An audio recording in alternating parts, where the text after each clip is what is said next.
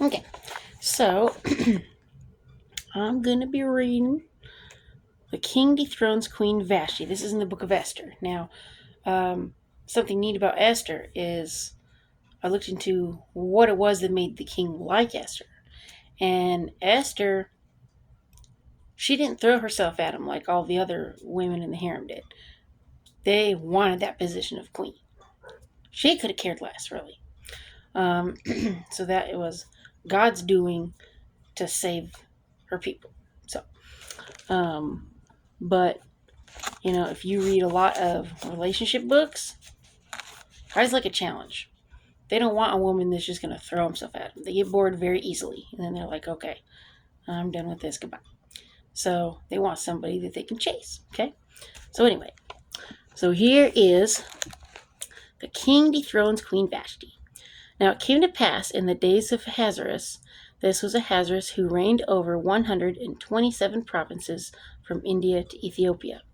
In those days, when King Ahasuerus sat on the throne of his kingdom, which was in Shushan, the citadel, that in the 3rd year of his reign, he made a feast for all his officials and servants, the powers of Persia and Media, the nobles and the princes of the provinces being before him.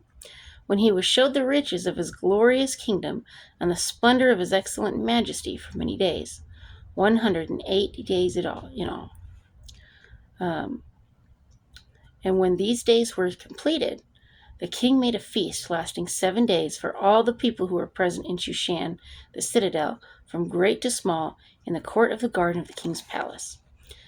There were white and blue linen curtains fastened with cords of fine linen and purple silver rods and marble pillars, and the couches were of gold and silver on a mosaic pavement of alabaster, turquoise, and white and black marble. They served drinks in golden vessels, each vessel being different from the other, with royal wine in abundance, according to the generosity of the king. In accordance with the law, the drinking was not compulsory, for so the king had ordered all the officers of his household that they should do according to each man's pleasure. Queen Vashti also made a feast for the women in the royal palace, which belonged to King Ahasuerus.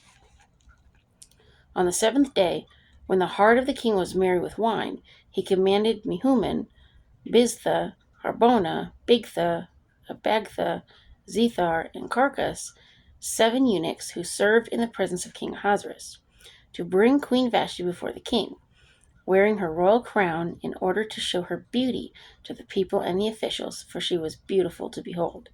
But Queen Vashti refused to come at the king's command brought by his eunuchs. Therefore the king was furious, and his anger burned within him. Basically, he was known to be a hothead. Not only that, but when it's talking about showing her off, they're talking like Nikki showing her off in front of everybody, all these drunken men, okay? So, then the king said to the wise men who understood the times, for this was the king's manner toward all who knew law and justice, those closest to him being Karshena, Shethar, Admatha, Tarshish, Meres, Mersina, and Memucan, the 7 princes of Persia and Media, who had access to the king's presence and who ranked highest in the kingdom. What shall we do to Queen Vashti according to law, because she did not obey the command of the king Ahasuerus brought to her by the eunuchs? And Memucan answered before the king and the princes, Queen Vashti has not only wronged the king, but also all the princes and all the people who are in all the provinces of King Ahasuerus. For the queen's behavior will become known to all women, so they will despise their husbands in their eyes. When they report, King Ahasuerus commanded Vashti to be brought in before him, but she did not come. This very day, the noble ladies of Persia and Media will say to all the king's officials that they have heard the behavior of the queen, thus there will be excessive contempt and wrath. If it pleases the king, let a royal decree go out from him, and let it be recorded in the laws of the Persians and the Medes, so that it will not be altered, that Vashti shall come no more before the king Ahasuerus. And let the king give her royal position to another who is better than she. When the king's decree, which he will make, is proclaimed throughout all his empire, for it is great, all wives will honor their husbands, both great and small. And the reply pleased the king and the princes And the king did according to the word of Memucan. Then he sent letters to all the king's provinces, to each province in its own script, and to every people in their own language, that each man should be master in his own house, and speak in the language of his own people. So, basically, at this point, now the law's being set, Vashti's out, now he's going to need a new queen. Okay?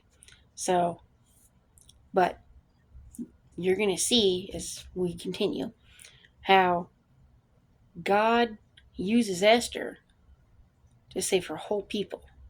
So, and who knows if Vashti ever wanted that position in the first place anyway, too. I like Vashti. I have always liked Vashti. I thought Vashti was pretty brave, especially for a woman of her time, to be like, no, absolutely not. That's not happening. And she took whatever consequences came her way.